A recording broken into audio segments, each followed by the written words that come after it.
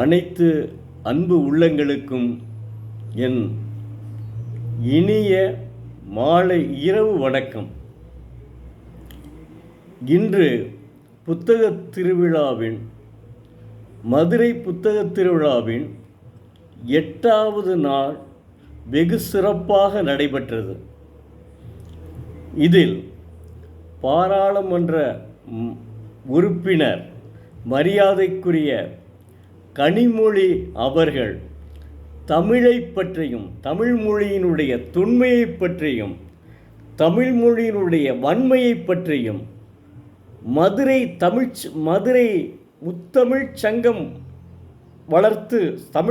வளர்த்து பெருமையுற்றதை பற்றியும் அற்புதமாக பேசினார்கள்.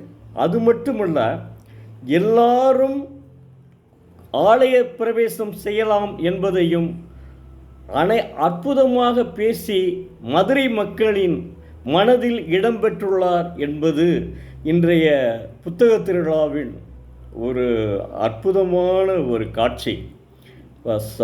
ரசித்து கொண்டே இருந்தோம் அந்த பேச்சை கேட்டு. மதுரை, தயவு செய்து மதுரை மண்ணிலே பிறந்த மக்கள், நம்முடைய சங்கம் வளர்த்த தமிழ் மதுரையிலே புத்தகங்கள் நிறைய விற்க வேண்டும், நீங்கள் வாங்க வேண்டும். அப்படி அந்த எல்லா மாவட்டங்களிலும் புத்தகங்கள் விற்பனையாகிக் கொண்டே இருக்கின்றன.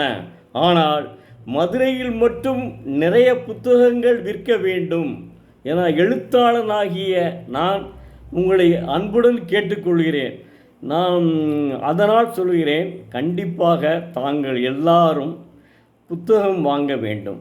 அடுத்த நாளைக்கு 9ஆம் நாள் நிகழ்வு நிச்சயமாக நம்மால் மறக்க முடியாது. காரணம், நம்முடைய நகைச்சுவை மன்றத்தினுடைய தலைவர் மற்றும் செயலர் தமிழ் மொழியால் உலகம் சுற்றி வருகிறார்.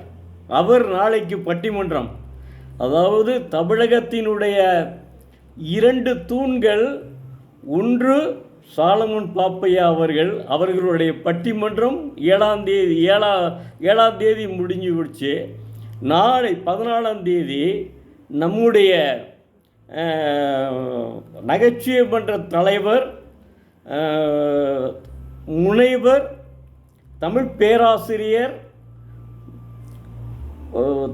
பேராசிரியர் அப்புறம் இலக்கிய வேல் பட்டம் வாங்கியவர் திருச்சியிலே டாக்டர் சிவா அவர்கள், திருச்சி சிவா அவர்கள் வழங்கினார்கள். அத்தகைய பெருமைக்குரிய நம்முடைய பேராசிரியர், தமிழ் பேராசிரியர் தோப்பாவினுடைய பரமசிவன் இருக்கார்ல, அவருடைய இணைபிரியா நண்பர், அவரிடம் மாணவராகவும் இருந்து அவர் இணைபிரியா நண்பராகவும் இருந்தவர். நானும் ஏற்கனவே பரமசிவன் ஐயா அவர்களிடம் மாணவனாக முதலில் அவர்தான் எனக்கு வகுப்படுத்தவர், டாக்டர் ஜாகிர் ஹுசேன் காலேஜ் இளையான்குடியில். அதனால் என்னென்னா, நாளைக்கு மரியாதைக்குரிய ஞானசம்பந்தன் அவர்களினுடைய பட்டிமன்றம் அற்புதமான தலைப்பிலே போட்டிருக்கிறார்கள்.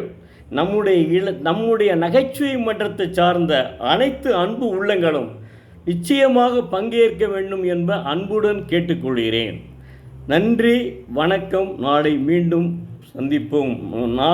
மீண்டும் அங்கே சந்திப்போம். புத்தகத் திருவிழாவிலே 9ஆம் நாள் புத்தகத் திருவிழாவிலே நம்முடைய நகைச்சுவை மன்றத்தினுடைய பேச்சாளரினுடைய பேச்சை கேட்போம், நடுவர் தீர்ப்பை கேட்போம், எப்படி இருக்கிறது என்று.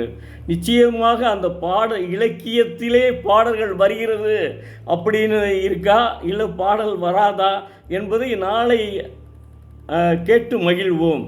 நாளை தயவு செய்து நம்முடைய நகைச்சுவை மன்றத்தினுடைய அன்பு உள்ளங்கள் அனைவரும் கலந்து கொள்ளுமாறு மிக மிக மன்றாடி அன்புடனும் கேட்டுக்கொள்கிறேன்.